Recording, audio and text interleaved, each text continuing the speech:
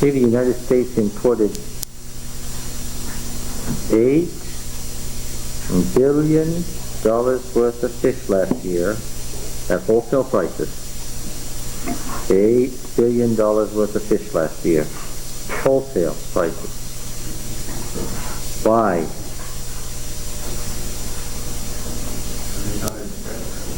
Why? Why did the U.S. import $8 billion wholesale of fish last year? Because the fishing industry is less than 20% of what it used to be. Why? Because the waters off the United States, the continental shelves of the United States, the oceans are almost dead.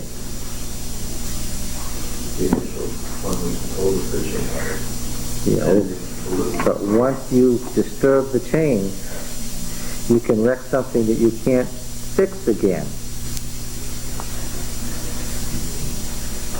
What they're going to do, they think, is go into fish agriculture much more heavily in the southwestern United States in the desert. We're going to grow fish in the desert because we killed the ocean. What am I thinking of? What am I thinking of? Yes, I'm thinking of Revelation 16. What's the phrase? Now, every living thing died that was in the sea. And Mrs. White's comment that the plagues are not universal. Okay, now, we are in a section of the Deuteronomic Code that actually represents a second or later code. A whole series of stuff has been added that somebody in the prophetic movement felt needed to be there, felt it was important. The code, where does the Deuteronomic Code begin? Who can open Deuteronomy and find the opening of the Deuteronomic Code? Code, where does it begin? No, the code. The code.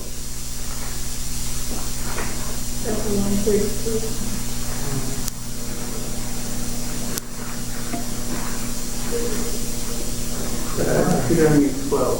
Deuteronomy 12. I know this. I suppose you're to be commended for being able to find it in your notes so quickly and being able to read your notes. I would like it if you would all know that the code. What is a code?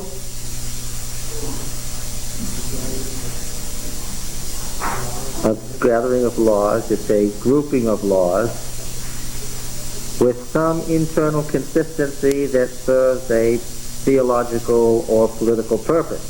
A code isn't a random list. There is a reason why the particular laws have been chosen and how they've been arranged. So a code is a grouping of laws with some internal consistency that serves some theological or political purpose. I say theological/political because, of course, those weren't different in the ancient world, were they? A country's theology is its politics and vice versa, right? No, all right. Now, in Deuteronomy, beginning at chapter 12, well, here we had in chapter 12, we noticed the similarity to the way the Levitical code begins with the law of blood and what you can eat and so forth. There's a commandment about prophets, true prophets in chapter 13, clean and unclean animals in 14, slaves, the poor, the year of release, the economy, all through 15, the 3 annual feasts in 16, and in 17 we have judgeship, the Levitical court, and finally it's been added that by the time of the monarchy, the role of the king and the relationship of the Levitical tribe to the setup in the monarchy. And that's the end of a section. Okay? And that's the end of a section.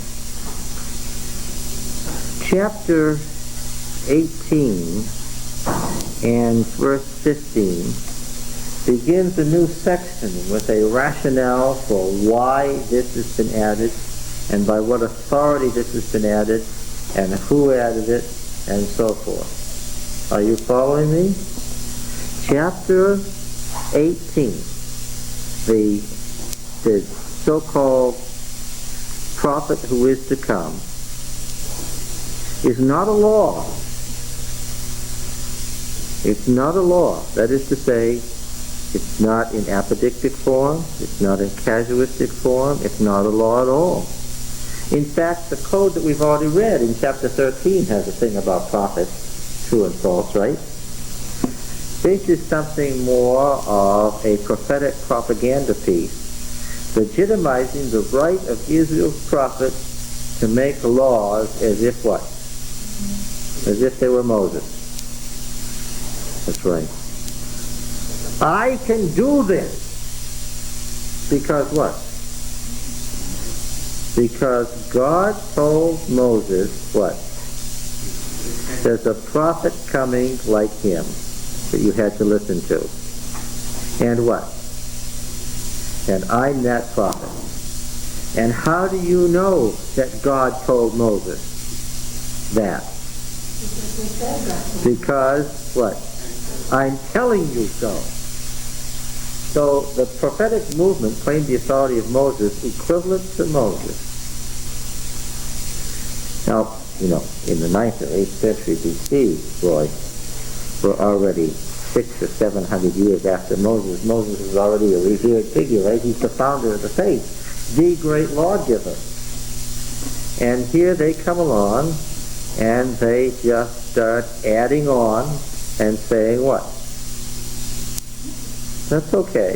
This is what God said, told Moses, but we never heard of it before. That's okay. Why? I'm telling you so. The prophetic movement then, without the slightest hesitation, claimed equivalence to Moses. We'll see, in the 9th and 8th century, Israel's prophets believed that they were refounding Yahwism. What did Elijah believe? At least this is what he told the Lord. He was the only one left. There aren't any more. And where was he standing when he said that? What mountain? Here's the cosmic mountain. What? Okay. So where did he go? Where did he go then? If he's the new Moses, where did he go? He went back to the mountain, and what did he want? He wanted the new law. We've got to read that. Where is it? Well, we expect it to be in the Deuteronomic history, don't we? Yes. So it's this. We're not going to find it in Chronicles. 1 Kings, you say? You think it's 1 Kings? And what chapter would it be? 19? I think you're right. Here's some things that I remember about 19. I remember that the story of Sodom is Genesis 19, that the equivalent story, the story of Gibeah, is Judges 19, and that the refounding of Yahwism is 1 Kings 19. And I like you to remember key chapters. And I maintain the theory that you're memorizing them until I ask you. All right. What? Okay, now then. Ahab told Jezebel all that Elijah had done and how he had slain all the prophets with the sword. Then Jezebel sent a messenger to Elijah saying, "So may the gods do to me, and the more also, if I do not make your life as the life of one of them by this time tomorrow." Then he was afraid, and he arose and went for his life and came to Beersheba, which belongs to Judah, and left his servant there. But he himself went a day's journey into the wilderness, and he came and sat down under a broom tree. And he asked that he might die. saying, I guess the theory here is better to commit suicide than to be murdered, right? He was fleeing for his life. He asked that he might die, saying, I presume that he was out of food and water and just despondent. It is enough now, O Yahweh, take away my life, for I am no better than my fathers. And he lay down and slept under the broom tree, and behold, an angel touched him and said to him, Arise and eat. And he looked, and behold, there was at his head a cake baked on hot stones and a jar of water. And he ate and drank and lay down again. And the angel of Yahweh came to him a second time and touched him and said, Arise and eat, else the journey will be too great for you. He arose and he ate and drank and went on in the strength of that food 40 days and 40 nights to Horeb, the mountain of God. Now there's prophetic literature writing. So what is that? The Deuteronomic historian is saying what? Moses, yeah, this is the new Moses here. And there he came to a cave and lodged there. And behold, the word of Yahweh came to him and said to him, What are you doing here, Elijah? Well, that's pretty obvious from the story. What's he come there for? He wants, there's nobody left, he's going to refound the religion, he wants the new revelation, he wants the new law, so he can go back and give it to them. He said, I've been very, very jealous for Yahweh, the God of hosts. The old warrior name. This jealousy, I am a jealous God. We can hear the words, right? For the people of Israel have forsaken thy covenant, thrown down thy altars, and slain thy prophets with the sword. And I, even I only, am left. And they seek my life to take it away. And he said, Go forth and stand upon the mount before Yahweh. Now these words were almost exactly the words of Exodus. And behold, Yahweh passed by, and a great strong wind rent the mountains and broke in pieces the rocks before Yahweh. This is the revelation to Moses. Okay? That was the revelation to Moses, the great earthquake, okay, that Yahweh was not in the wind. After the wind and earthquake, Yahweh was not in the earthquake. After the earthquake, a fire. Yahweh was not in the fire. Okay? So what can we say here? These are the revelations of God given to Moses. And these are the revelations that Elijah had been seeking. These are the revelations, the theophany. Remember the word theophany, which means the visible revelation of God? Okay? All right. The appearance of God, the theophany, was in this form to Moses. That's how the people knew that Moses was speaking with God. They saw the theophany. They had the evidence. In fact, that's what made them say to Moses, don't let him speak anymore. Okay? Now, a point being made here, Yahweh was not in the fire. And after the fire, a thin, the word for thin, a thin whisper of sound. That's very deliberate. What does he expect? God's voice to roll through the earth? And what does he hear?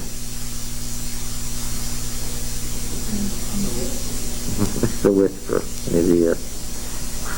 And so begins the new age of prophecy. How do you know that Elijah's a prophet? How can you tell? Can you see the theophany? No. Well, how do you know he's got the law? Can you hear it? Stand 5 feet away and what? You won't be able to tell. What do you have to do? You have to accept the prophetic word. This is a new age. The new age of prophecy. Okay? Where the prophet speaks by direct revelation to himself only.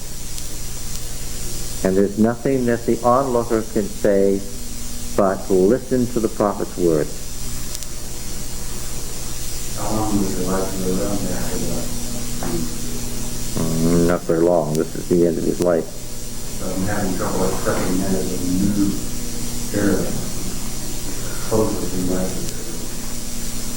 Well, but he's inaugurating a new era right here. Here's what he says. Okay. When Elijah heard it, he wrapped his face in his mantle and went out and stood at the entrance of the cave. Behold, there came a voice to him saying, "What are you doing here, Elijah?" He said, "I've been very jealous for Yahweh, the God of hosts, for thy people Israel, forsaken the covenant, thrown down thy altars, slain thy prophets with the sword, and only I am left, and they seek my life to take it away." He hasn't got a better reason than he had before. I gathered that he had recited in his mind the words of complaint that he was going to make to God when he got there. He had a strong complaint. This is a person who was so unhappy with the turn of events, so annoyed with the way things had gone, so upset that he was going to the one place in the world where he knew he could find God, and he was going there to do what? Yes, he wanted to complain. He was going there to register a severe complaint. They're all dead except for me, and what? And they want to take my life too. And did he really want to die on the way? When he said, "Let me die," what did he want? Yes, because what? He was just really, really out of sorts. He was in one of those moods that was so deeply bad that he just didn't seem to be able to get out of it. He'd killed all the prophets of Baal. The fire had come down from heaven. He could have had Jezebel done in at that point, but what? But over time, we see here, Elijah had been getting into what we call a funk today. He had been getting into a real bad view of things as time had gone on. And now he had the depression that comes after the climax, right? He had won, he looked forward to the big moment and won, and now he was depressed.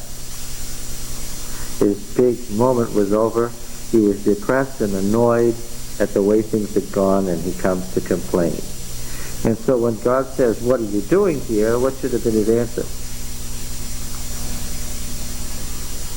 What should have been his answer? Huh? No, he didn't know he was doing that. What should have been his answer when he said, "What are you doing here?" What should have been his answer? No. We would expect Elijah to be truthful. What should he have said? "I've come here because I'm really mad at the way you ran things. Things have not gone well. I've gotten angrier and angrier over time, and ultimately I'm angry at what? I'm angry at you, so I come to tell you that I'm angry at you. And I want you to shape up and run things better." That's what's in this. That's what's in all these bad things that have happened. What's the implication? I was very jealous for Yahweh, the God of hosts. The people of Israel forsook thy covenant, threw down thy altars, and slain thy prophets with the sword, and I, even I, only am left. Whose fault is all that, folks? Can you read? Whose fault is all that? That's God's fault.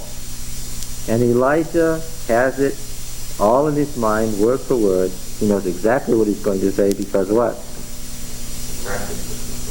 Yes, he's been planning to say this. It's gone over and over in his mind. And what did he expect, I gather? Did he expect an apology, or at least an explanation or a promise from God that he would do better? Yes. To say, "You know, you're right. It wasn't fair to put you in this position. You've done wonderfully. You're better than my servant Moses." He talks about how the prophets, bodies were, so sacred by all the people, and they dared to kill them, but yet it seemed like a lot of the prophets were killed. Can you think of some? and prophets that were killed? Mm-hmm. Well, there was just all of these ones that Elijah was referring to. Oh, Elijah didn't have any fear that there were some spirits in these Baal prophets. Well, I think he was referring to the other true prophets that were being killed. Oh, you can't see that as prophets. You have to see those people as what? Who are these prophets that were killed? No. Who are these prophets? No. What does the term prophet come from here? What had Elijah founded? In school. Yes, he had refounded Samuel's school. They were his followers, his congregation, yes. They didn't touch him. And in fact, Jezebel's threat, when it comes right down to it, though she may have been very angry, her religion would not have allowed her to do what she wanted to do to Elijah, and she'd never touched him before. And she probably was in one of those defensive moods that she get in, that she had to make a strong statement because she was probably afraid that Elijah was crazy enough to do what? To kill her.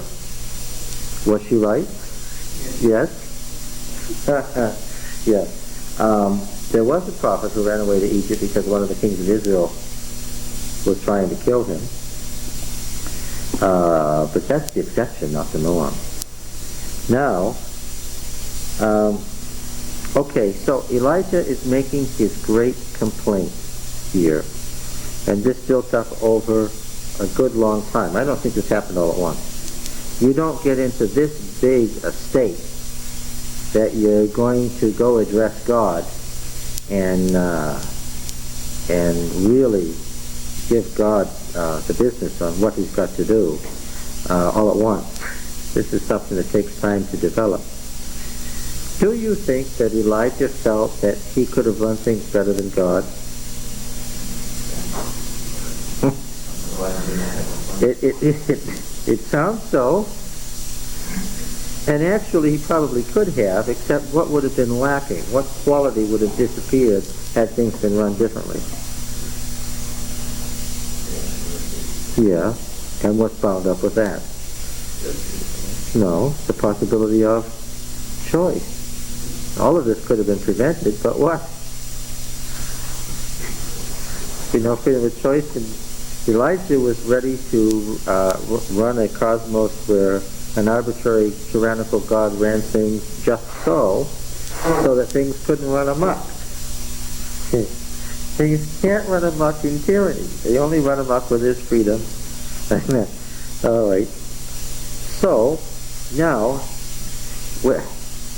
we expect now, this has been a major complaint. This is one of the most serious complaints in the Bible. The next verses should contain some dramatic material, right? This has been a tremendous challenge on Elijah's part to Yahweh on Yahweh's mountain, on the site of his great giving of the law, right? So what will Yahweh say to Elijah by way of explanation? He has some thoughts on what Elijah has said, and he expresses them now. Go, return on your way to the wilderness of Damascus. And when you arrive, you shall anoint Hazael to be king over Syria.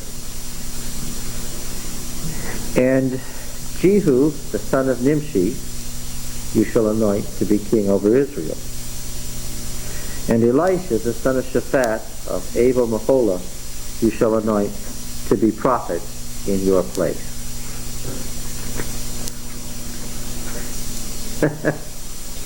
Okay, so things are not acceptable as they are, right? Elijah has said things are not acceptable as they are.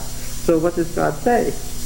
Okay, all right, I see your point. Things are not acceptable as they are. We'll change the king of Syria because you don't think that pagans should be overrunning my people. Okay, we'll change the king of Syria. We got a king in Israel who's a Baal worshiper. Okay, since we have an unacceptable king in Israel, we'll change him too. We'll get a good king in Israel. And what? Since you're a prophet who finds things unacceptable, what? We'll get a prophet who finds things acceptable. This is it for you. Okay? Now, this is the test of Elijah's character. Now what could he have done? See, there's something about... This is Moses all over again. This is the story of Moses. He's done everything right up to the last minute. So is Elijah. Yes. He's done the Lord's work and then he let him... Yes, now he's kicking the rock with his staff, right? Yes. Now, if Elijah was a basically evil person with a selfish character, what could he do now? Now he could really, really go into an insane panic here, right? Saying, I spent my whole life working for you and I risked my life, and now at the end you're getting rid of me? Right? He could have had that reaction. Or he could have said, well, I made the complaint and what? And you're dealing with it and what? Okay. Now which was his reaction?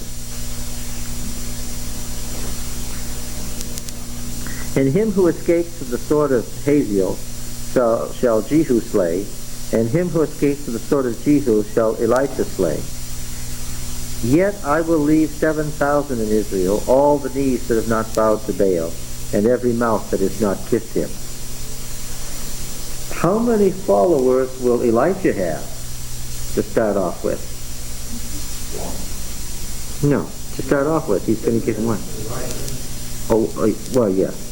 How many followers will Elisha inherit, though? 7,000. This is another kick at Elijah. What? He's saying what? I'm the only one left. And so God says to him, now when Elisha becomes the prophet, I'll reserve for him 7,000 in Israel who never bowed their knee to Baal and never kissed him. So much for the complaint that what? There wasn't a single soul who was faithful but me.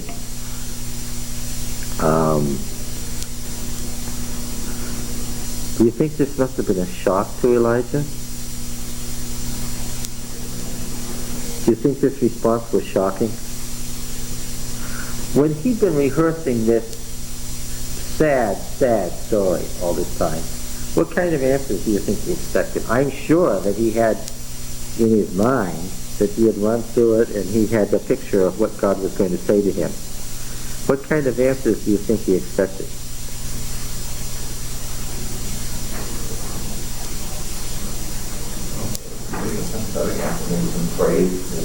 A praise for his faithfulness as the only one who is faithful. What else might God have said? Probably that one to be sent back, empowered to kill Jezebel. Give him power to, yes, I've had it with Jezebel. You go right back there and kill her, and strike her dead. Call some fire down from heaven on her. Yes. I'm sure that was in his mind. Or at least some magic power with the staff, When you get back there, do this or that amazing thing so that all the people will be amazed at you. And in the future, I won't let this sort of thing happen.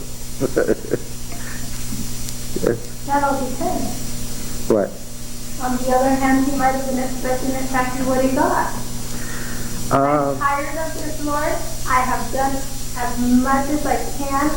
And in a way, I'm saying, hey, I'm ready for someone else to do it. I'm at the end, and I haven't seen that you've done much for me, so why don't you give it over to someone else? And he got what he was expecting. It all depends whose mind it is that's thinking this.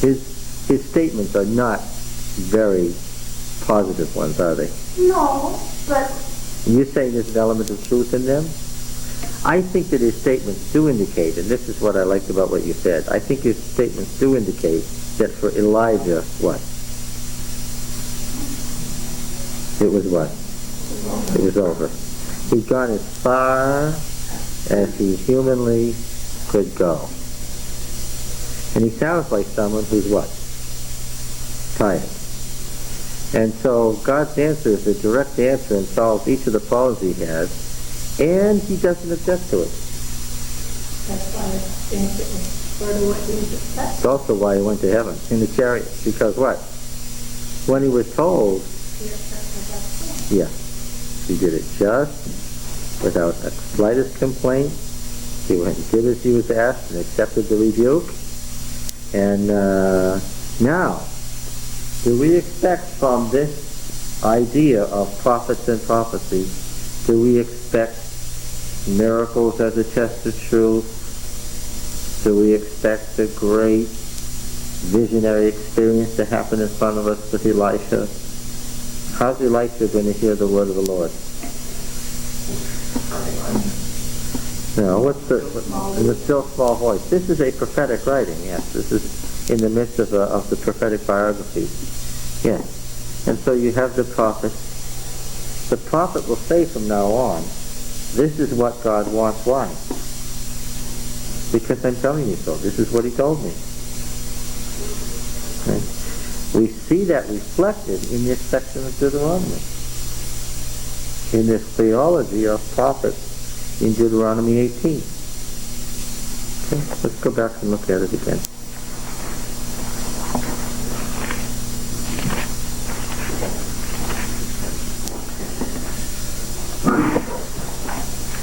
Yahweh your God will raise up to you a prophet like me from among you, from your brethren. Him you shall heed, just as you desired of Yahweh your God at Horeb on the day of the assembly, when you said, let me not hear again the voice of Yahweh my God, or see this great fire any more, lest I die. And Yahweh said to me, they have rightly said all that they have spoken. I will raise up for them a prophet like you from among their brethren. And I will put my words in his mouth, and he shall speak to them all that I command him. And whoever will not give heed to my words, which he will speak in my name, I myself will require it of him. Okay? So that becomes, with the subsections here, the justification for prophetic law. All right? In the period that God used Mary as a word, not at all. It had become a pilgrim site, according to the inscriptions and so forth. Ever since ancient times, people have traveled there as a traditional site, and even in Old Testament times. This is centuries after Moses. When Elijah went there, he knew where to go because what? People made pilgrimages to Horeb. He knew how to get there. So that where Abraham went? No.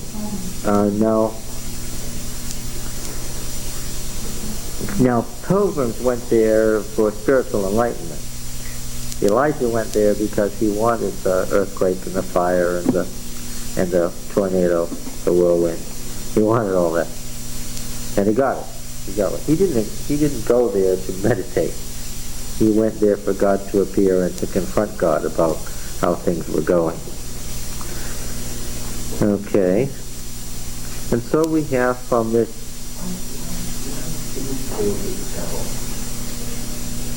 That wasn't the place where Moses had confronted God. Of course, for the northern prophet, he wouldn't go to Jerusalem.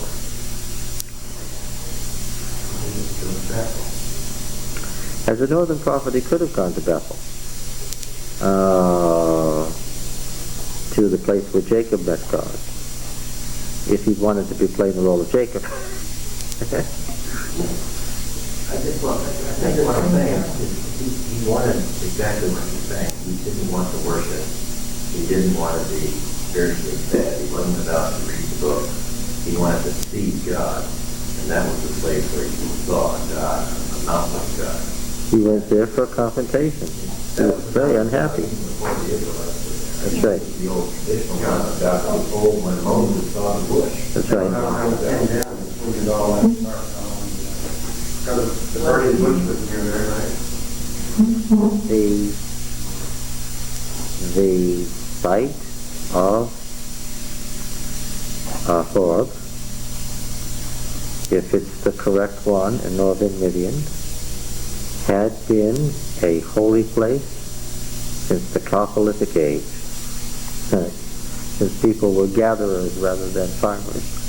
That's how old the stone images that have been found in some of the caves there are. They have sites there that go back to when people were making flint, to the Stone Age, before they even made pottery, where all the implements are made of stone.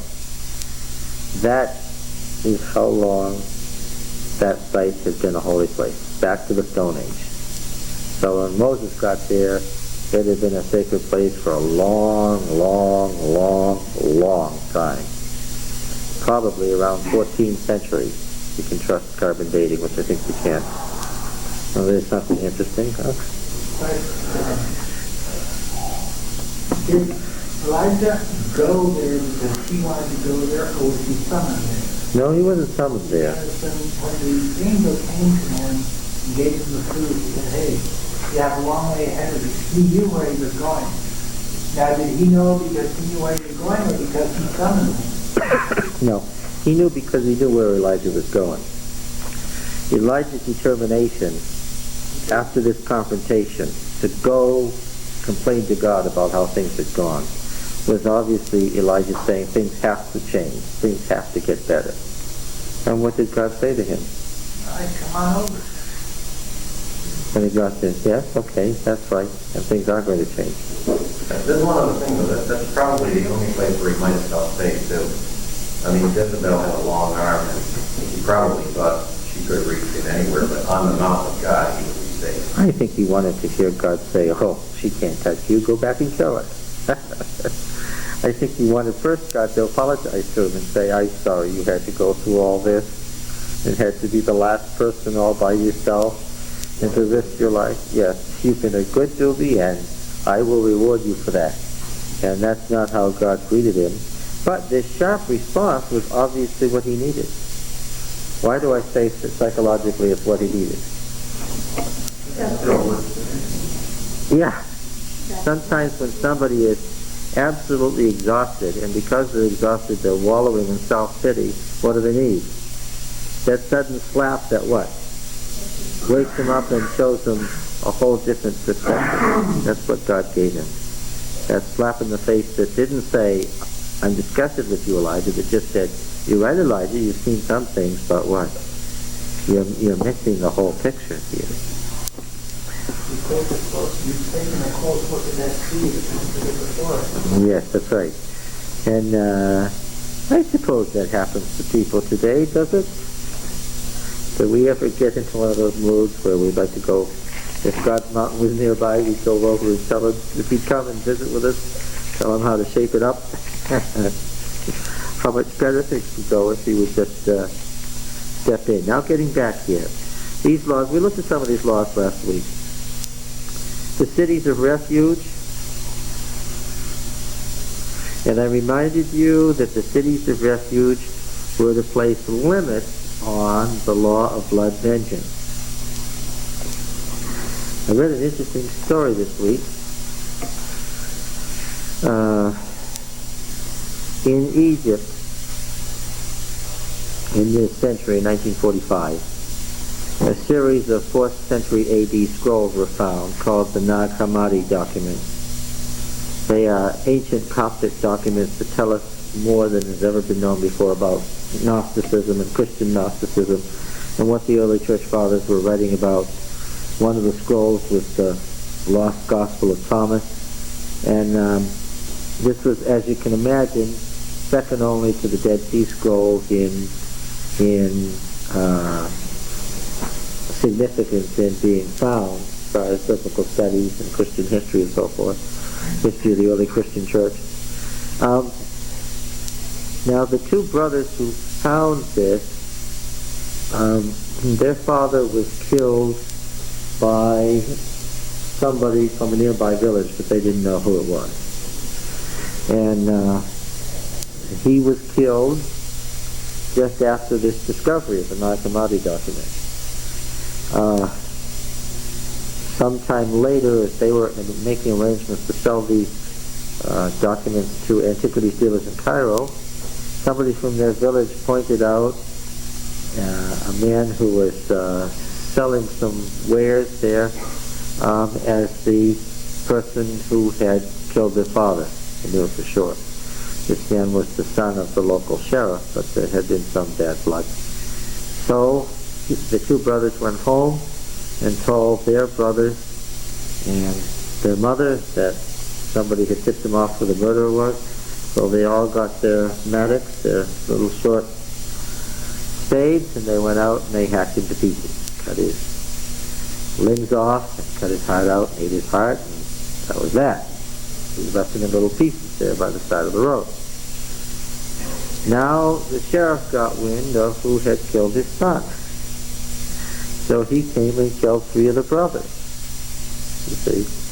So they moved away, and the point of all this story was it was hard to find out from these guys exactly where they found the Nag Hammadi document, because they wouldn't go back there because of the law of blood vengeance. This other family could still kill them, and of course they were sworn to kill whoever they could of this family, and so it goes.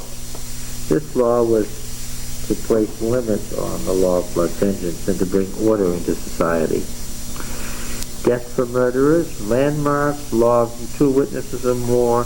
The old laws of military service, we said, were because of the dissatisfaction with the monarchy, and the way Israel's monarchy was running things and its standing army and how it went to war and so forth. The sacrifice for the unknown murderer's crime we spent considerable time on.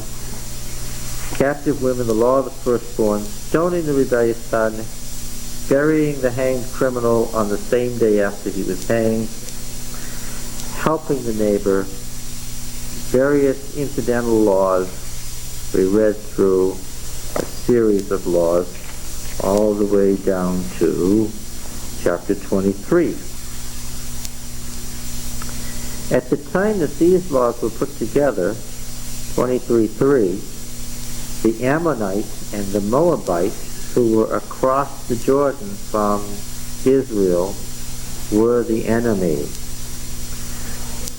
The Egyptians, far to the south of Israel, and the Edomites, far to the south of Israel, with whom the Judeans had to deal.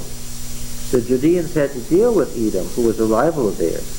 The Judeans had to deal with Egypt, whose border they shared, and who constantly invaded them. In Judah, Edomites were what? Friends or enemies? Enemies. In Judah, Egyptians were enemies. Here, no Ammonite or Moabite shall enter the assembly of Yahweh, even to the 10th generation. None belonging to them shall enter the assembly of Yahweh forever. They were treated so nicely. And when we get to the Deuteronomic historian DTR 1, in Deuteronomy 1-4, he talks about the Ammonites and the Moabites as brothers. Don't take your brother's water. Don't touch any of your brother's land. They're friends in Deuteronomy 2, verse 8 and following, all the way down to verse 19. They're friends. Here, in Israel, in the 9th and 8th century BC, they're the enemy. Why? Because, of course, Edom and Moab are rivals of Israel, and especially hated by the prophetic movement for their what? For their idolatry, and their idolatrous influence on Israel, the northern kingdom. I'm saying that there's quite a different view of Edomites and Moabites in chapter 2, which is later, than there is here in chapter 23, which is earlier. Got it? Alright. However, okay, just read through. Because they did not meet with you with bread and water on the way, when you came forth out of Egypt, and because they hired against you Balaam the son of Beor from Pethor of Mesopotamia to curse you. Nevertheless, Yahweh your God would not hearken to Balaam, but Yahweh your God turned the curse into a blessing for you, because Yahweh your God loved you. You shall not seek their peace or their prosperity all your days forever.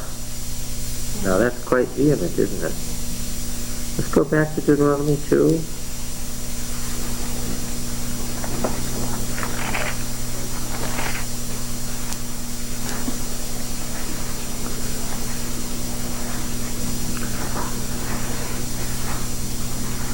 Moses speaking, and we turned and went in the direction of the wilderness of Moab, verse 8. Verse 9.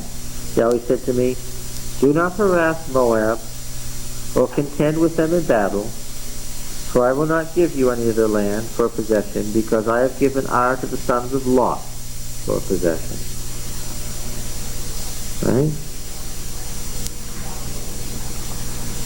How about verse 18? This day you to pass over the boundary of Moab at Ar, and when you approach the frontier of the sons of Ammon, do not harass them or contend with them, for I will not give you any of the land of the sons of Ammon for possession, because I have given it to the sons of Lot for a possession. Don't harass them.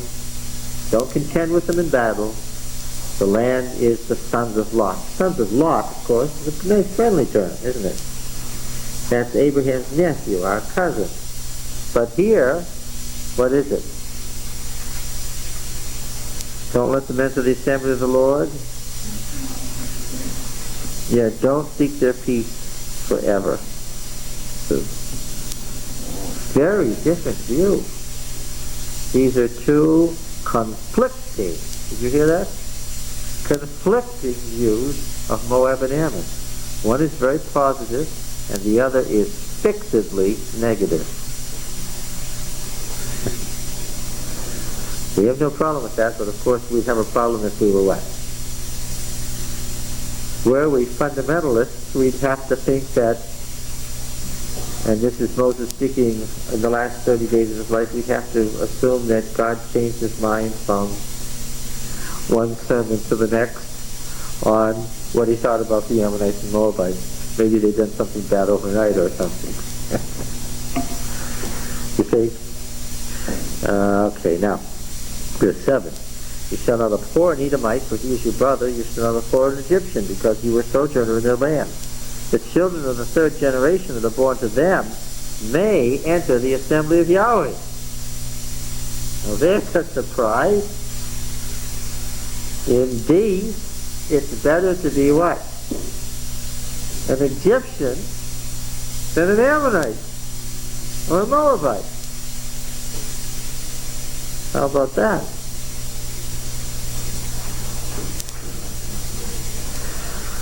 God addressed me at the last week. We were all worried about this illegitimate not being able to come to the temple for 10 generations. Boy, to be somebody who has no paternal ancestry, to be a bastard meant to be a non-person in Israel. You have. What is it? Well, I think anybody with any love or compassion in their heart wouldn't stand around and let that happen. They would just adopt it and brought it in. That's right. Adoption was the standard way of creating a family in the ancient world. And all that has to do with the plan of salvation is the adoption. That's right. And you will read in commentaries where it will say there was no such thing as adoption in the Old Testament. This is a New Testament idea, which is nonsense. You got into a family, were adopted, and became the son of, and that's how the genealogy read. And it all looks biological, but it isn't. There are 3 states in the United States that do that now, and Massachusetts is one of them. When an adoption is made in Massachusetts, for example, I adopted Andrew. Both parents adopt, even though Priscilla is Andrew's natural mother. The two of them adopt, and his original birth certificate is countersigned in court. Right. And a new birth certificate, official legal record of his birth, is issued in the town and becomes part of the legal record. He is legally the birth son of John. That's right. I didn't know how many states did that, but when Jennifer was adopted, her last name was changed, and it's the original birth certificate from the date of birth that shows the father and mother and the name and everything from the date of birth. It's a permanent thing from that day, legally. Very interesting. It wasn't considered adoption. The Romans originated the idea of adoption. The taking into the family. They even swapped children very much like the Hawaiian society did until the mid-19th century. Children were a community asset, and they were the responsibility of the entire community. If there was a child who wasn't getting what he needed in one household because it was too poor to provide, no one thought anything of it at all for that child to be taken into another family where the head was richer or had a higher station and could take care of the child. And that's the way one means the world. The Romans were the ones who formalized adoption and made it a legal process rather than a natural process. Yes, that's right. But adoption just meant your genealogy was that was the son of so and so, the son of so and so, and who the biological ancestors were was unrelated to who your ancestors were. You were in that family. That's the family you were part of.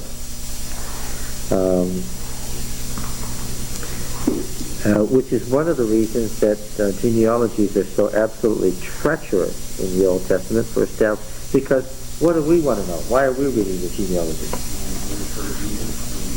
We're trying to find out historical facts. But what?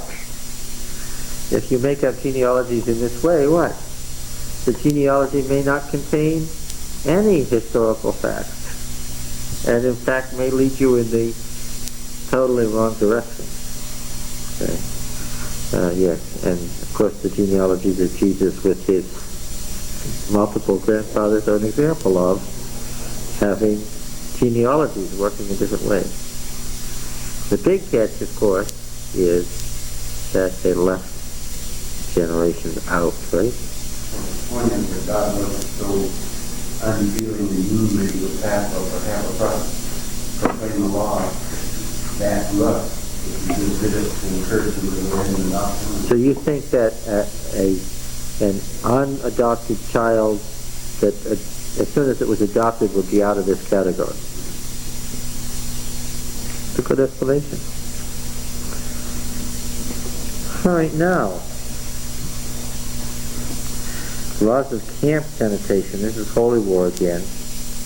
There's some idea on the part of commentators that perhaps the prophets saw their prophetic school sites or their sacred spots as remakings of the war camp of Israel.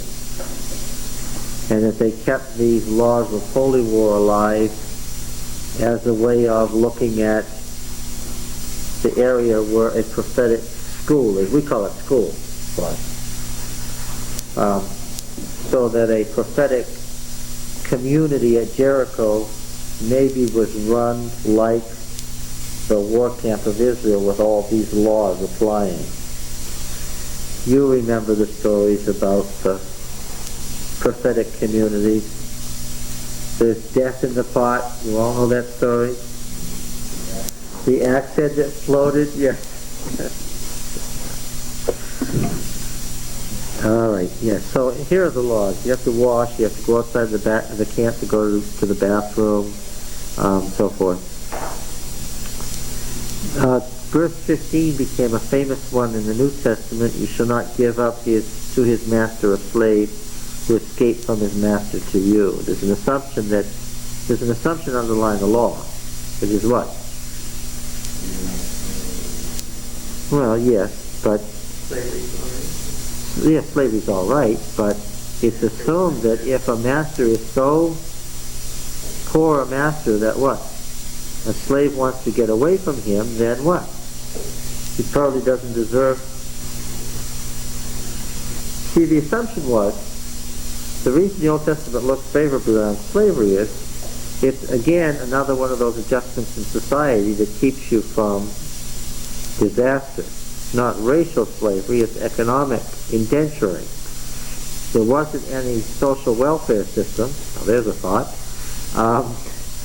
So if you became poor, what did you do? Indenture yourself to someone who's wealthy. And the person who's wealthy is looking at you as part of his assets. Right? That's how it's looked on in Leviticus, Numbers, and Deuteronomy, in each of these laws. if that person is wise, what's he going to do? He's going to develop you and develop your talent. And if he does it right, at the end of 7 years, you can say what? I like this arrangement. I feel much more secure. And there are personality types like that, right? Who'd rather work for the wealthy person who can provide security than be on their own and be insecure and face poverty. And that person could say what? No, I don't want to go out free. What? I want to stay a member of your household and your slave for life. Okay?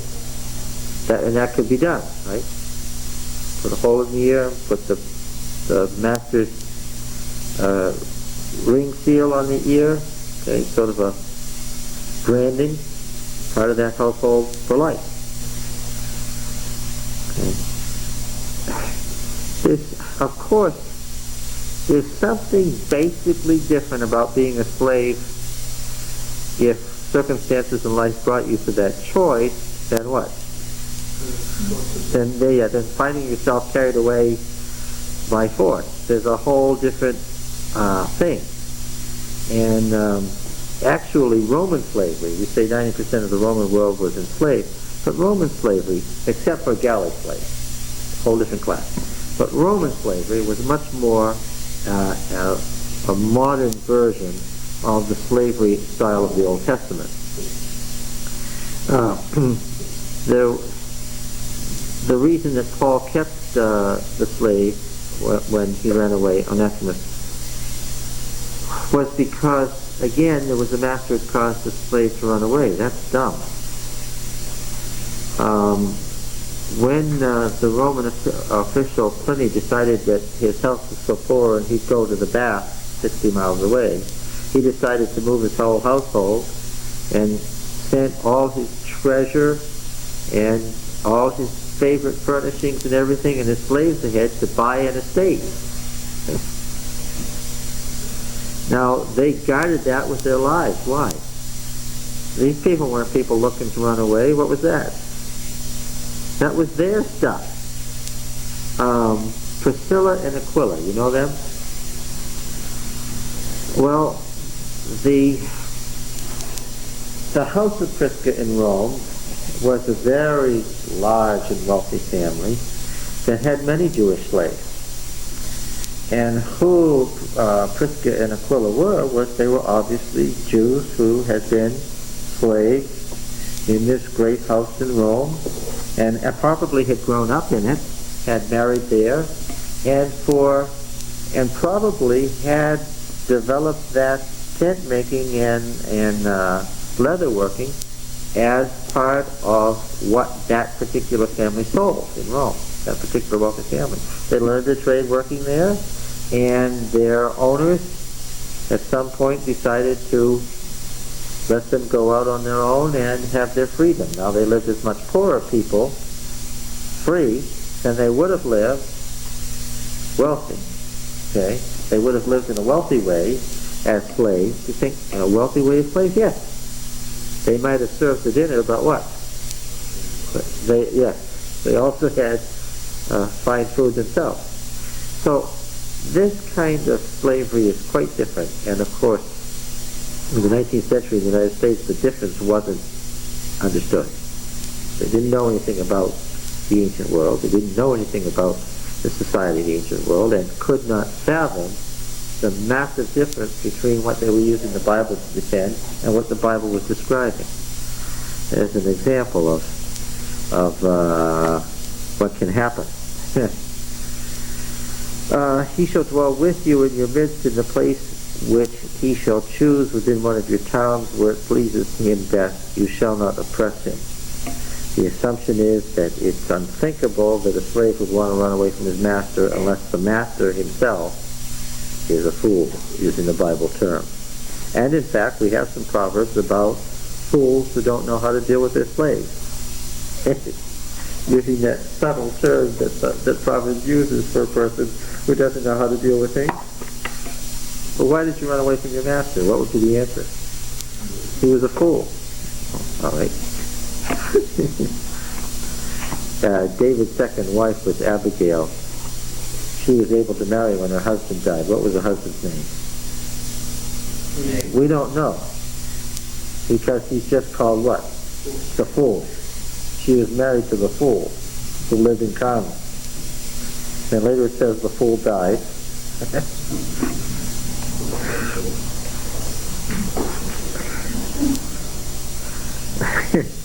Not a study in sensitivity exactly. 17. There shall be no cult prostitute of the daughters of Israel. Remember, this is the 9th and 8th century BC. Where would cult prostitution be coming from? Yes, from the Baal worship. Remember, we have Baal and Astarte, his sister wife, and fertility is everything. Baal is basically a fertility god, is he not? Force of nature that brings life, water, so forth. In fact, we can't even think of Baal as a complete god. What do we have to think of when we think of Baal? Baal's not a complete god. What do we have to think of? Yeah, we have to think of them together. And at the start, we have to think of them together before we can practice their religious worship and have the orgies that were required to worship them. Neither shall there be a cult prostitute of the sons of Israel. Why would they have male cult prostitutes? For the same reason, right? Because the Baal religion, this is what's being invaded against when we see that cursed be Cain. Remember back in Genesis? What did he do again? He figured he'd get the birthright how? He was a typical Canaanite, according to the story. He would just rape his father and what? And thereby get his father's fertility. Well, now, didn't he have a wife? Yes, he did. Didn't he have children? Yes, but what? Now, thinking like a Canaanite, what would we say? Thinking like a Canaanite, we'd have to say what? When did having a wife and children ever determine whether or not you could what? Have sexual relations with a man or an animal? See? Why are you making that distinction? They'd have to say. And what would the Hebrew answer be? We have news. Baldness is not catching what? All sorts of interesting ideas the Hebrews had. God isn't a thing. You don't become more fertile by having sex with an animal or a man. Well, what would be the evidence of that? How would the Canaanites or the Phoenicians be able to determine that that must be so?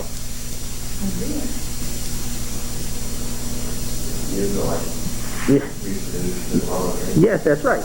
If Israel was fertile and they didn't do those things, what would you have to say? That would be their evidence that what? Oh. Yes, that's right. What's the hidden in the 23:1? What verse? 23:1? Same thing. Above all, God is the God of fertility. 23:1? This is a person who isn't able to reproduce. Why should he come into the tabernacle? Because the tabernacle is above all the site of what?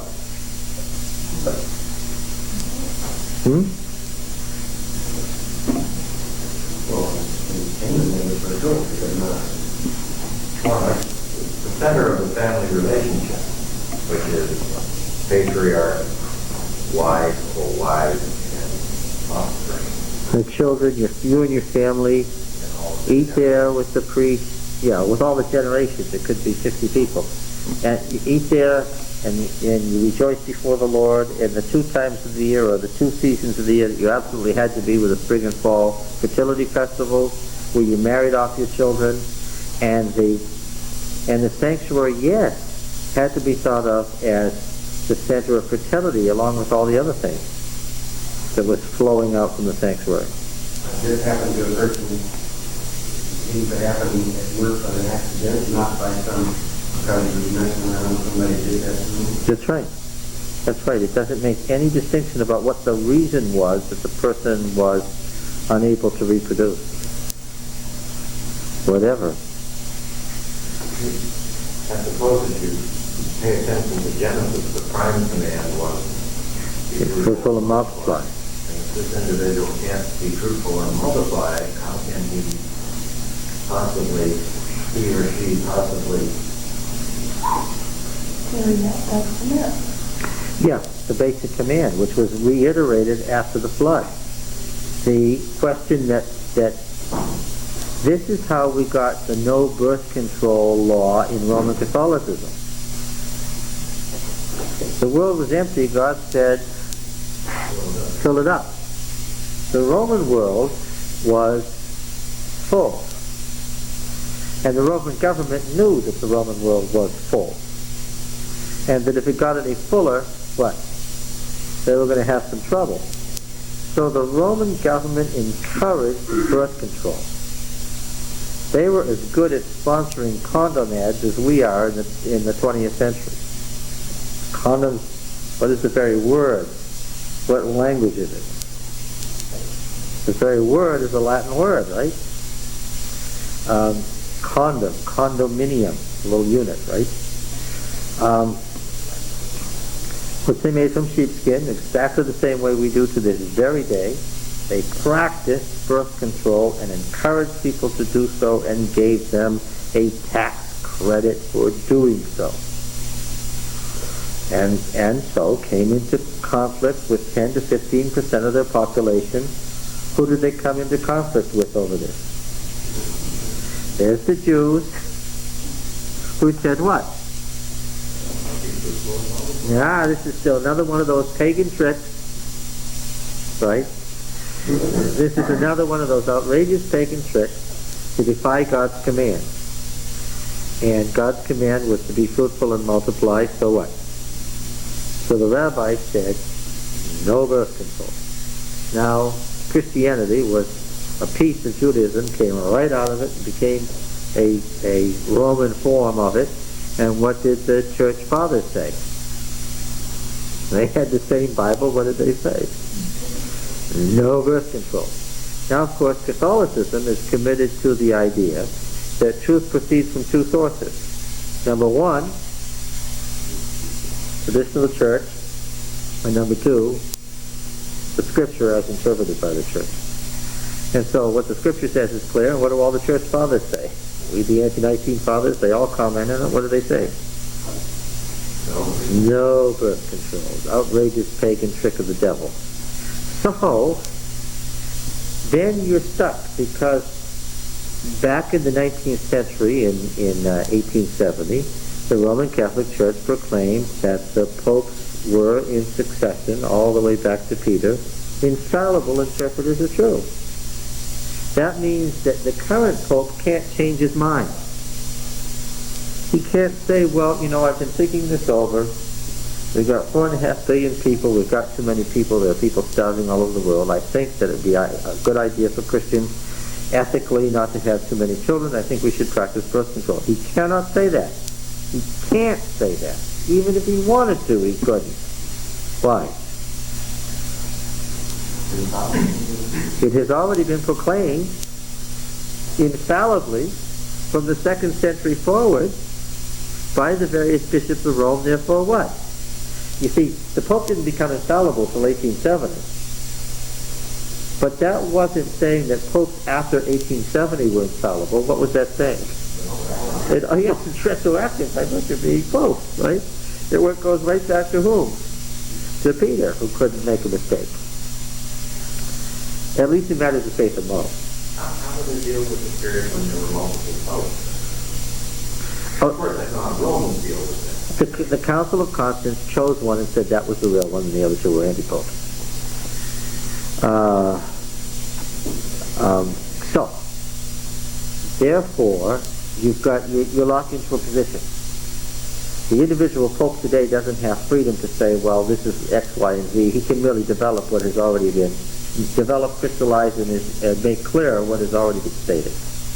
There will never be acceptable birth control in Catholicism. Oh, that was set in the 2nd century. That was already determined. That's how history tends to develop here. The inconsistency of trying to use one kind of birth control over another is hopeless. That was a political move to try to let some Roman Catholic families deal with having too many children, but yes, so a big issue then was fertility, and certainly Yahweh was the god of fertility also. But you couldn't get fertility by cult prostitution, either male or female. And what do we have to say about the fact that this law is here? Yeah, it wouldn't. Abomination of Yahweh, which is the typical Judean priestly code way of saying it.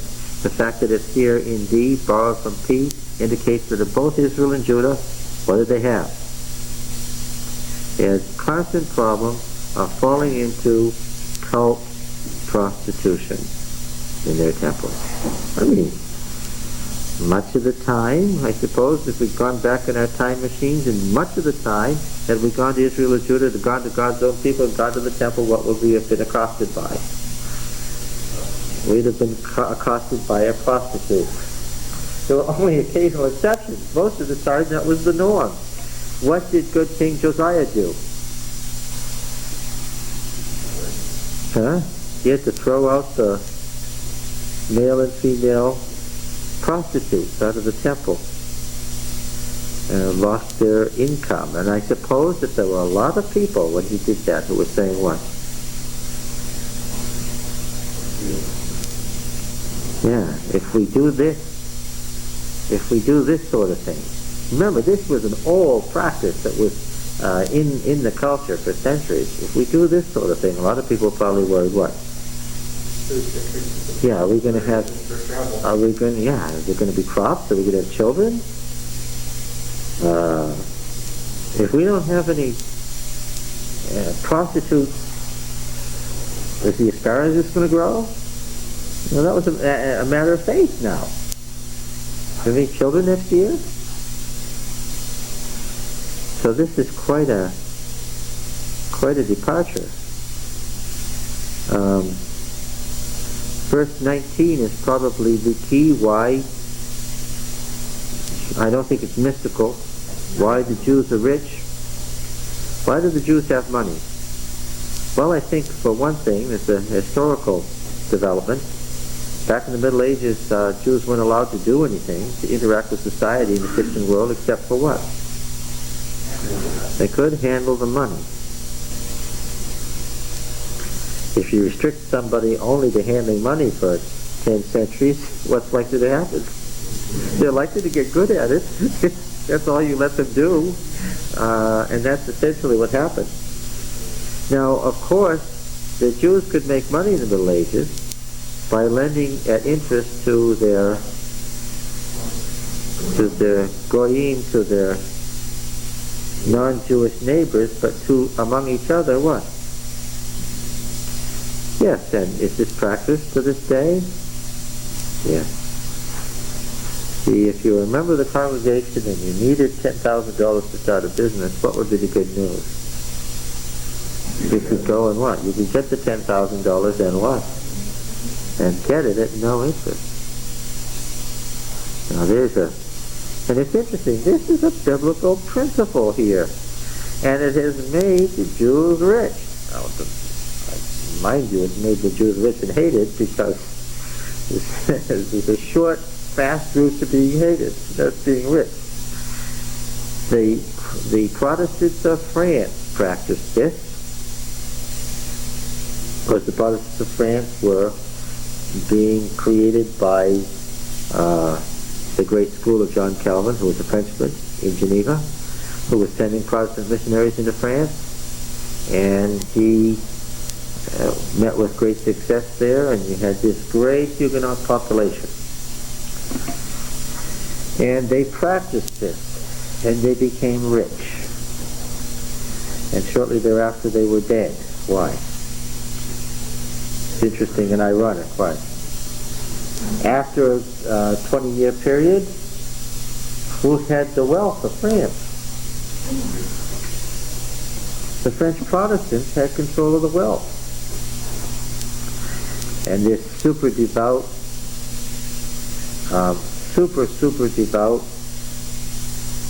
Italian Catholic Queen Mother looked around in her country and she saw this growing minority increasingly powerful, and she looked at her son who wasn't too bright, who was going to be king, and she was scared that what? If we leave him to the throne, what? They'll be overwhelmed by these people in no time. She knew he wasn't too bright.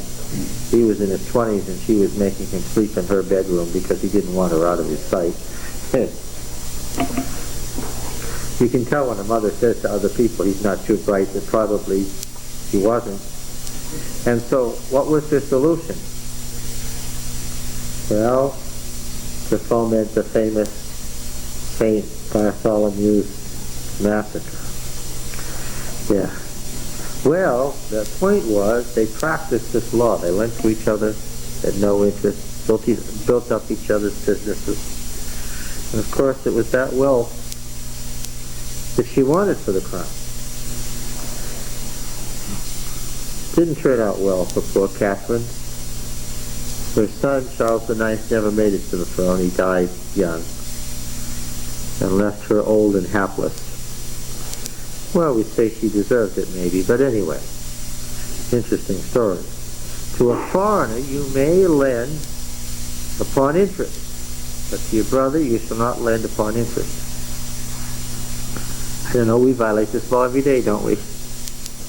I guess this one must have been nailed to the cross.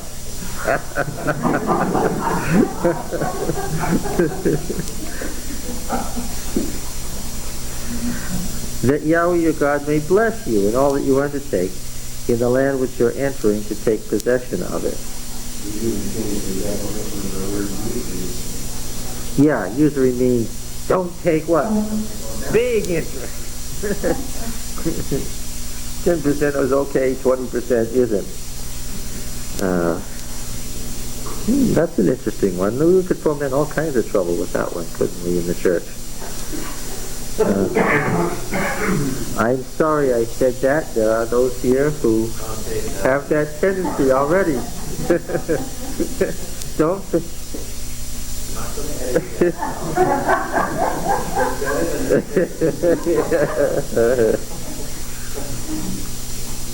21.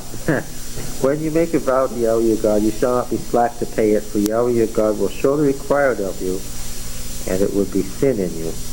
But if you refrain from vowing, it shall be no sin in you. You should be careful to perform what is past your lips, for you have voluntarily vowed to Yahweh your God what you promised with your mouth.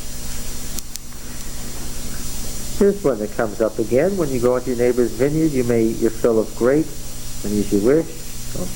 Put it in your vessels. When you go into your neighbor's standing grain, you may pluck the ears with your hand. Now put a sickle to your neighbor's standing grain. What did you say, no way? I was planning to visit your garden next year. Your garden's on my way home, I think. When this go into your neighbor's vineyard didn't mean, yes, to reap. That's the point. If you happen to be walking through because it's on the way. Yes. Well, divorce is in the next one. If a man takes a wife and divorces her, and she goes out and becomes another man's wife, and that man dies, she can't go back and become the first husband's wife.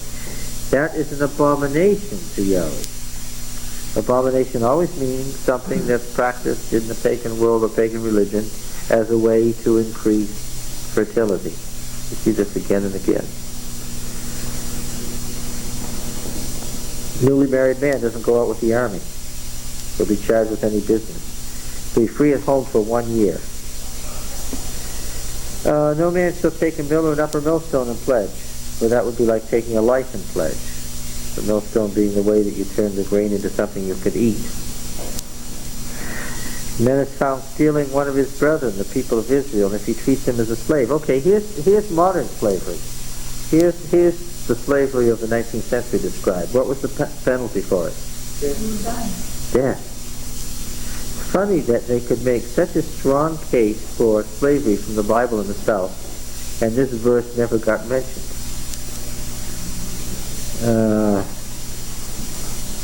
Yeah.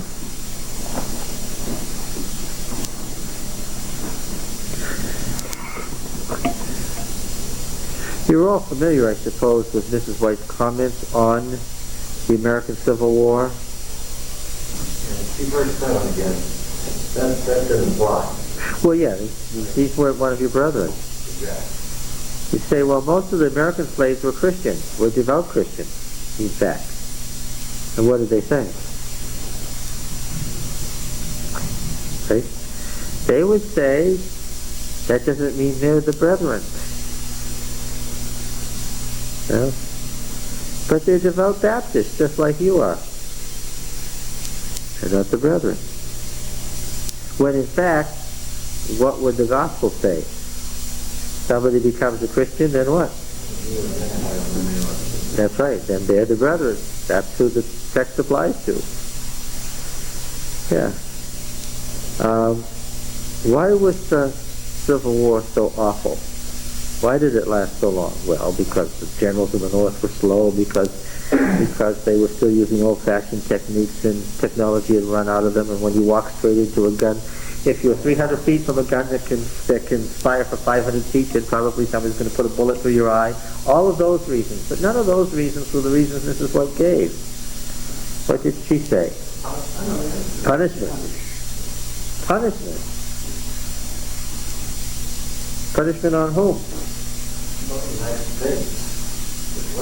I'm saying the South was slavery, and the North when you go on for Yeah, that's an interesting concept. Punishing the South for having slavery and the North for allowing it. Yeah, interesting. Take heed in an attack of leprosy to be very, very careful to do according to all that the Levitical priest shall direct you. Here's another one of those cases where the Levitical laws that are contained now in Leviticus were known to the D writer. He's just not interested in them. Right? Whereas P will tell you every syllable of everything that God ever inspired any priest, D will say what? Remember to do what the priests tell you. Now we know everything the priest might tell us because we read through Leviticus. Remember what Yahweh your God did to Miriam on the way she came forth from Egypt. When you make your neighbor a loan of any sort, don't go into his house to fetch his pledge. Stand outside.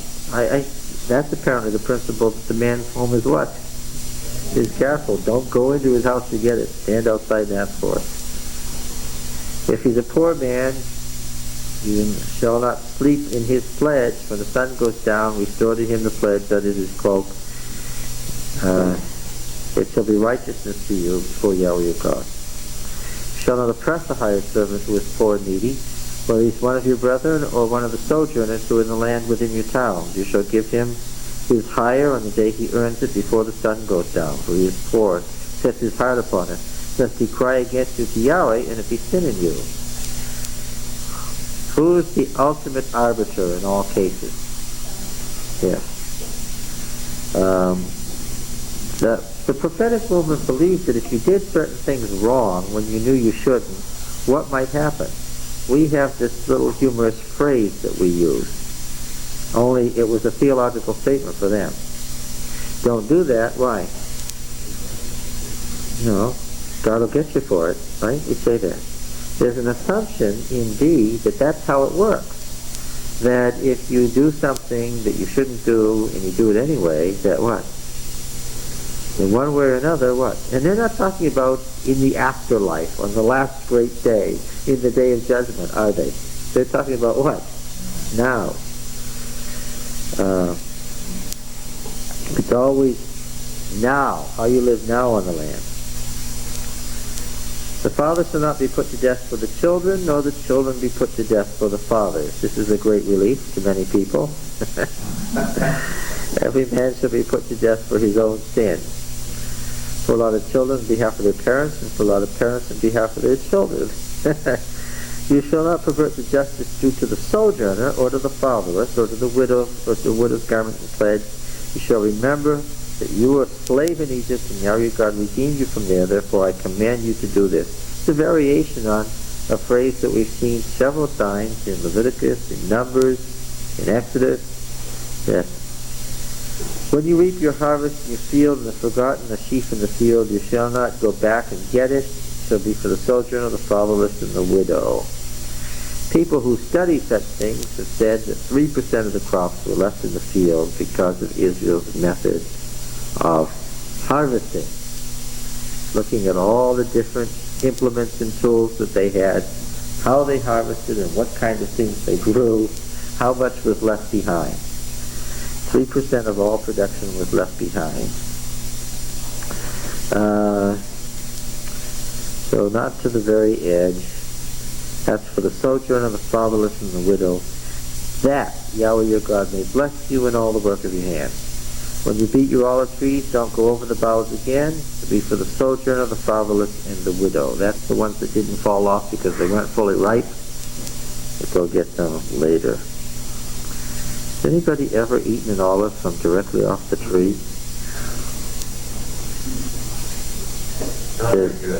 Yeah, no, it's a real disappointing experience. Not like they come out of a can, let me tell you. When you gather the grapes of your vineyard, you shall not glean it afterwards. It shall be for the sojourner, the fatherless, and the widow. Remember that you were a slave in the land of Egypt, and therefore I command you to do this. There's a dispute between men, and they come into court. The judge decides between them, acquitting the innocent and condemning the guilty. If the guilty man deserves to be beaten, the judge shall cause him to lie down and be beaten in his presence with the number of stripes in proportion to his offense. 40 stripes may be given him, but not more, lest if one should go on to beat him with more stripes than these, your brother be degraded in your sight. Shall not muzzle an ox when it treads out the grain, meaning that the ox was what? Able to eat as it worked. His brothers dwell together, and one of them dies and has no son. The wife of the dead shall not be married outside the family to a stranger.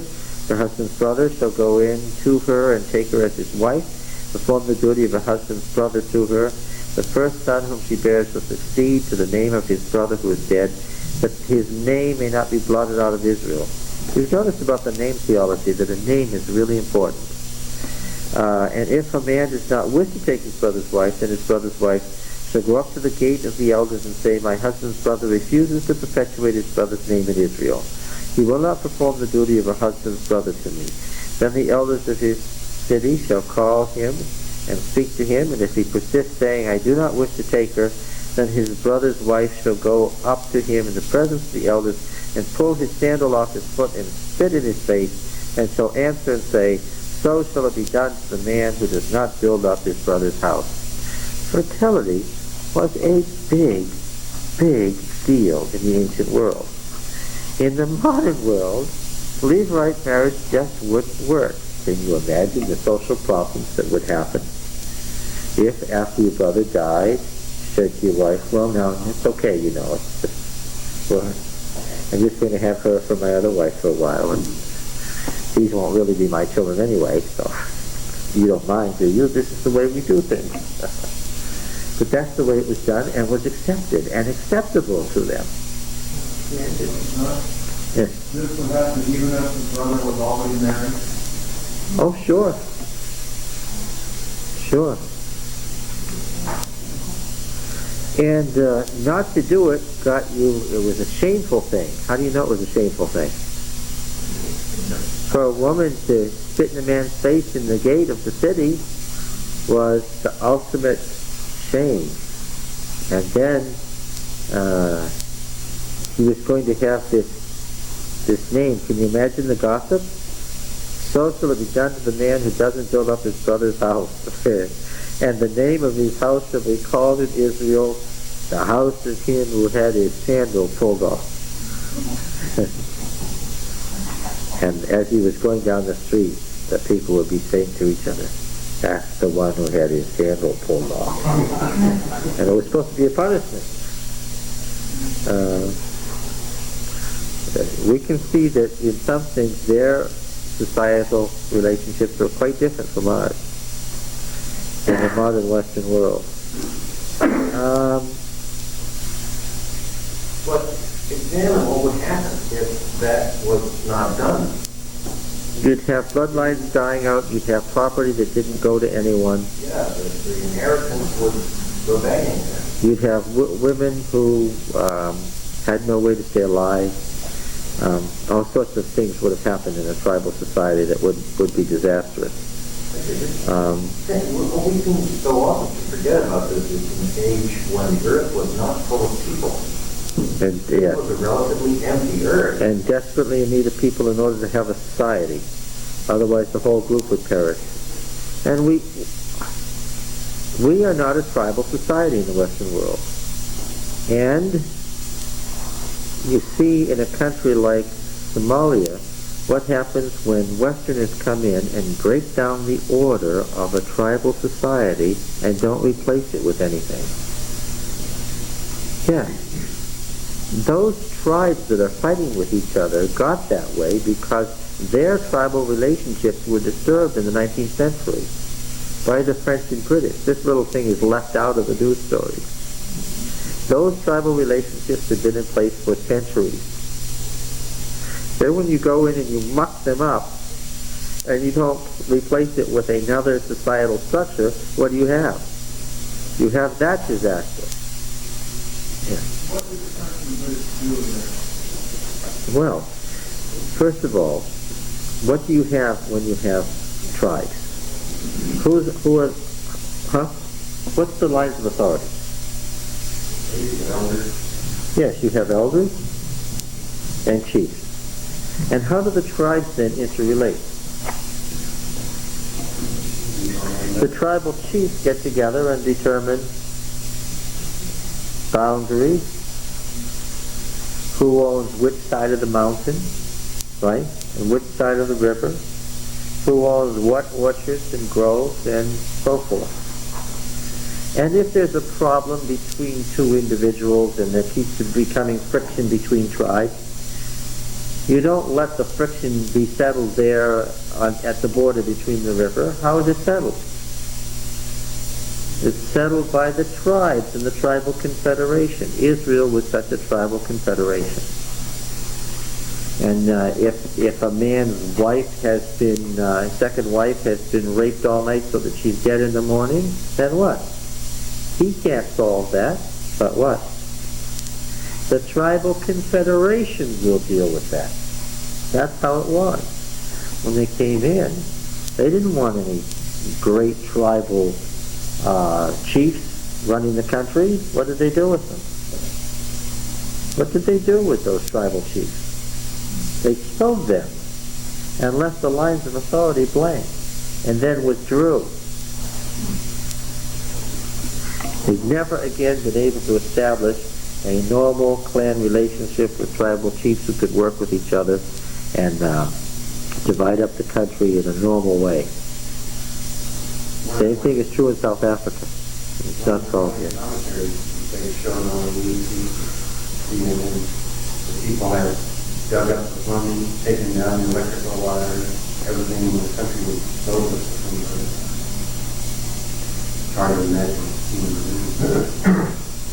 They came in, they established this 19th century colonial system, and then they withdrew because the country wasn't wealthy enough for them to be robbing anything away from it.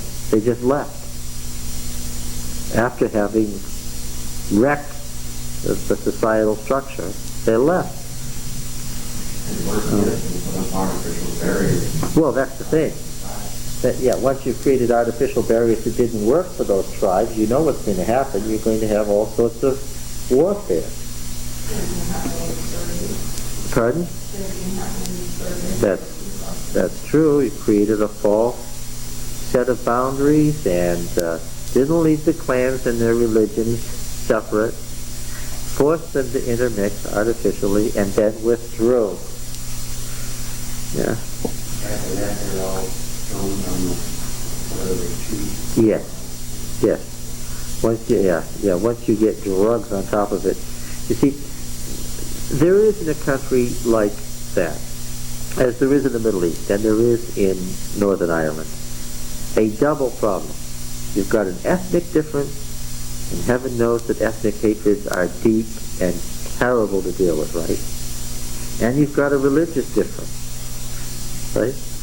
And when you get two different ethnicities that are two different religions, right?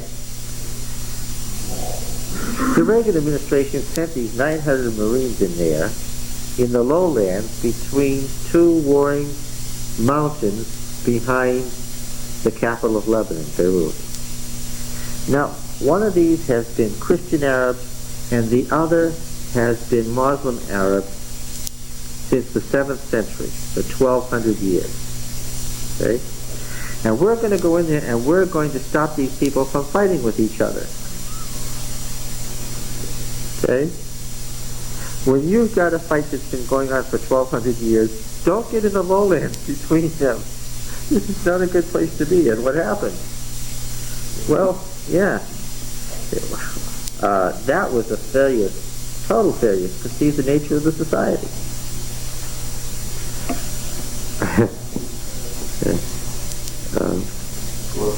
Just let them fight it out and the wind take it over? No. It would be fairly easy in the Balkans to determine what the medieval tribal relationships were and to mediate it along the way it was.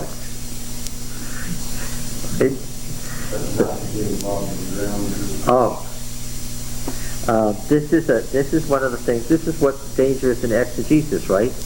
We say in exegesis we always have the danger of reading into the text something it doesn't say, but we think that it says because we're different from they were. Same thing in these things. There's a lot of eisegesis in foreign policy where we're reading into the situation what we think because what?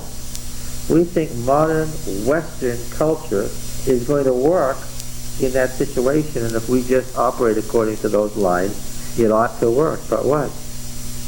There has been a problem in South Central Europe for 400 years.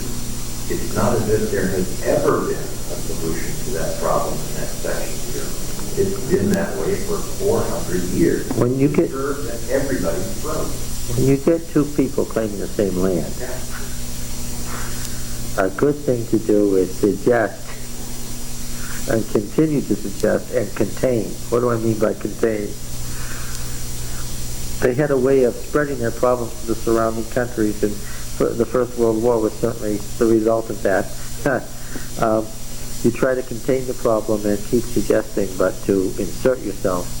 It is true that even Adolf Hitler found out what? This is a real good place not to be. Even Hitler withdrew. Yeah. Because it was, and the only person who was ever successful there was Tito. And it's a shame that he couldn't live 100 more years than he did. All right, let's see. Cut off the hand of a woman who seizes, this is so as to try to destroy the genitals of another man. Your eyes shall have no pity. Shall not have in your bag two kinds of weights, a large and a small. Two kinds of measures, large and small. They add these weights, stone weights, and they have a hole drilled in them, and they can haul it out inside. Why? Put this on this side, you measure out the grain on the other side. If this is lighter, then what? You don't need as much grain to make the measure equal. Yes. Okay. The fact that it's here means they had a problem with it. Full and just weight you shall have, full and just measure, that your days may be prolonged in the land which Yahweh your God gives you. So all who do such things, so all who act dishonestly, are an abomination to Yahweh your God. Remember what Amalek did to you on the way as you came out of Egypt.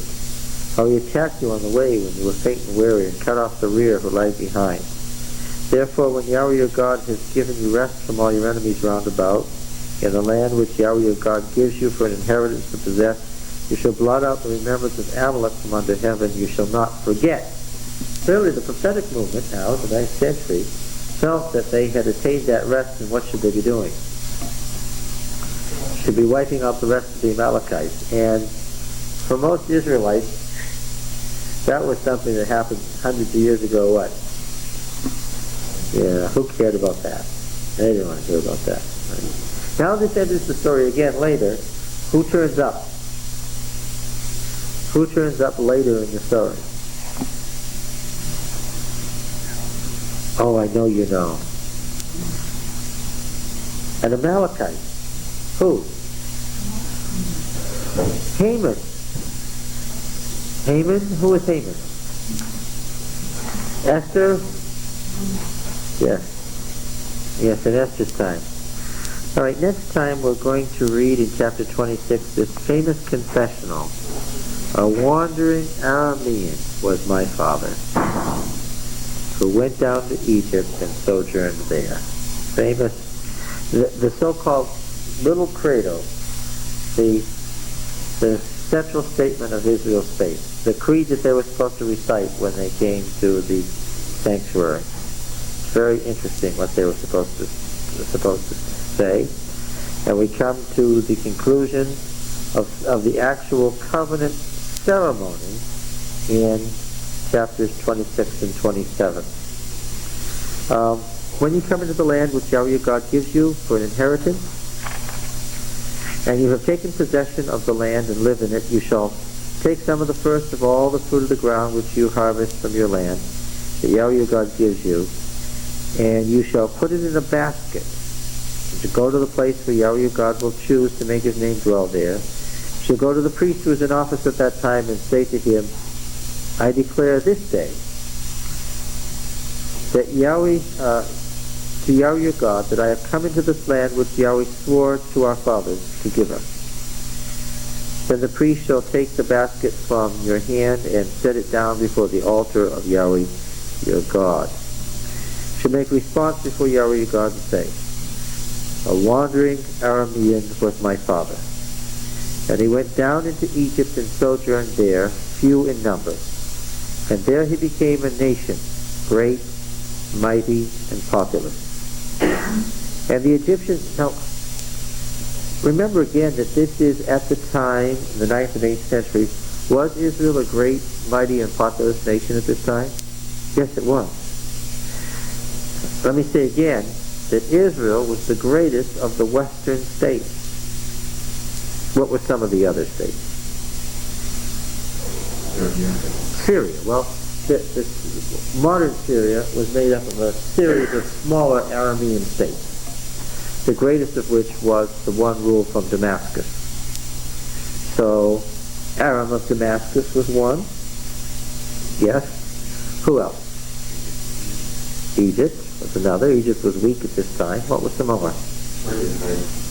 The western states. I'm interested in the western states of which Israel was the great leader. What was the Tyre and Sidon?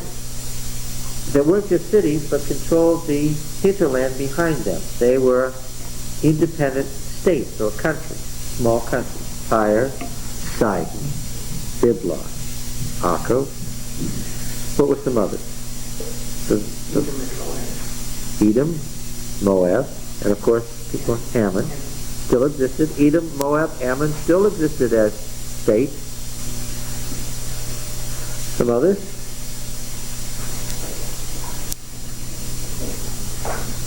What are you looking for? Because I want to know what the countries around Israel were that were in alliance with Israel. There's one obvious one that you haven't mentioned. Well, the Philistine Pentapolis continued to exist all the way to the Babylonian destruction. So the Philistine Pentapolis was still there. And some other independent city-states like Doa on the coast. Is there a country that we haven't mentioned yet that was in the immediate vicinity of Israel? No, in the immediate western states. A western fertile crescent. Okay. What are some other countries? Lebanon? The southern Lebanese coalition was there, yes.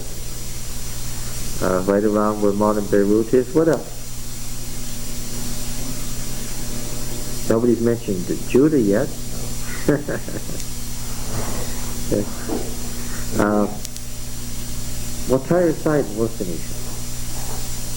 Well, and of course their trading partners. By this time, Tyre and Sidon had developed colonies on Cyprus and Crete, Malta, Sardinia, southern Italy, and of course their great colony at Carthage.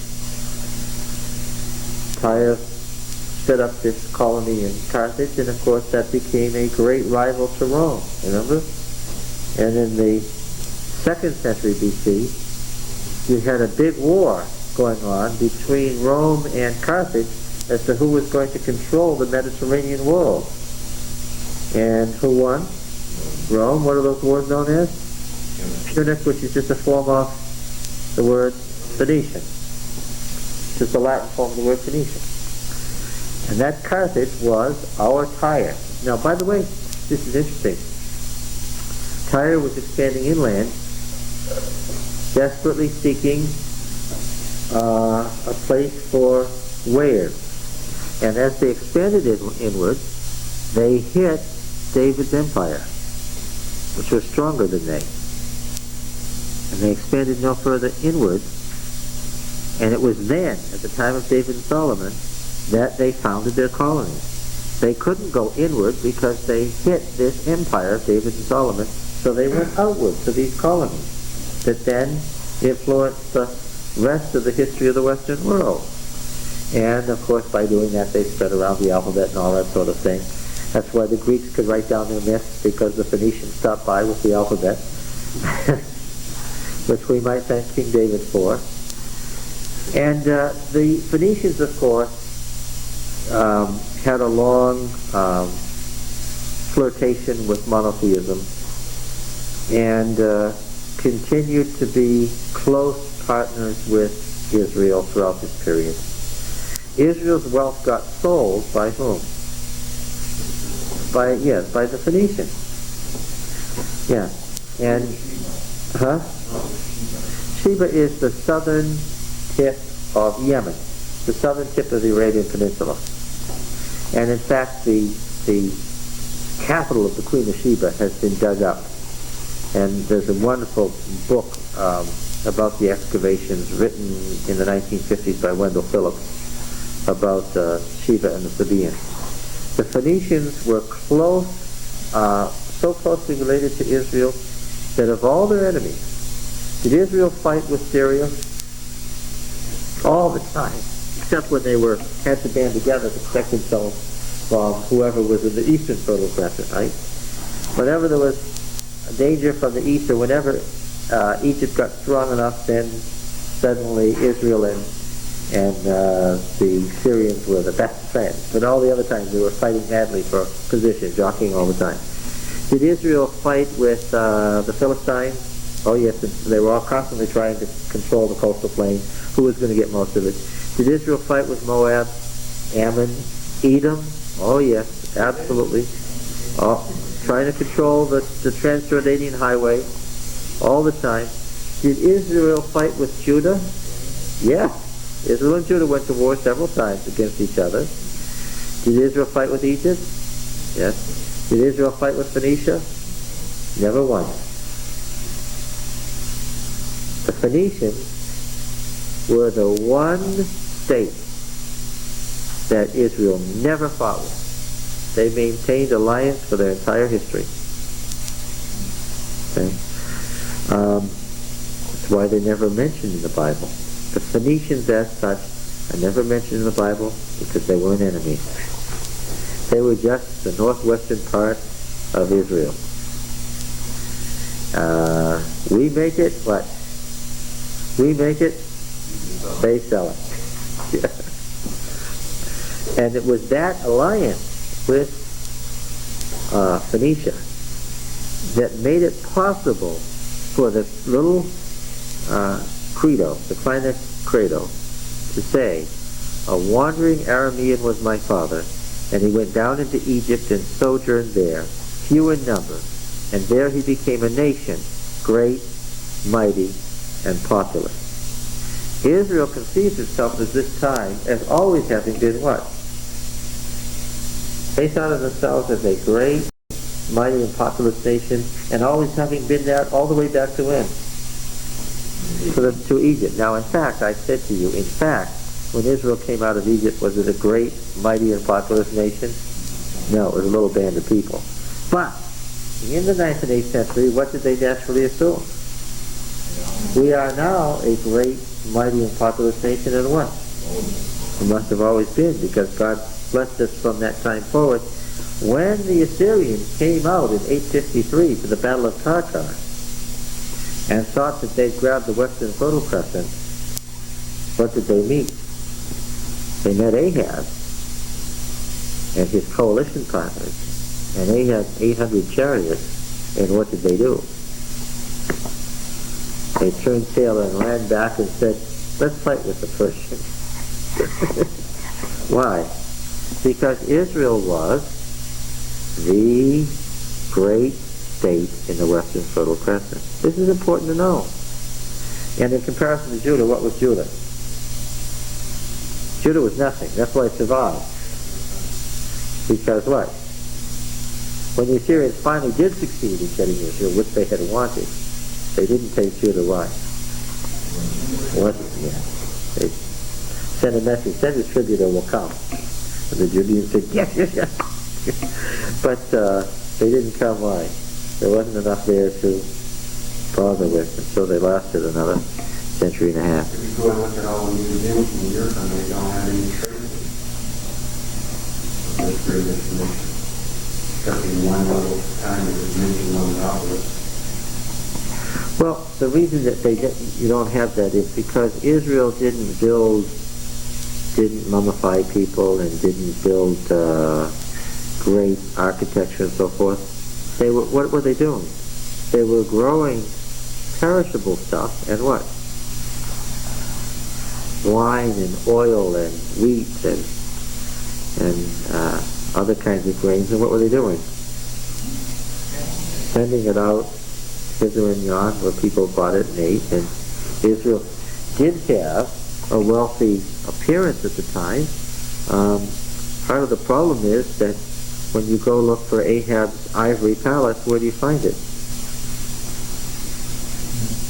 Yeah, that's right. You find it when you go into like the Oriental Museum at the University of Chicago. If you want to see what remains of Ahab's palace, you have to go to the Assyrian section. And there are the ivory inlays that were in Nineveh. And how did they get there?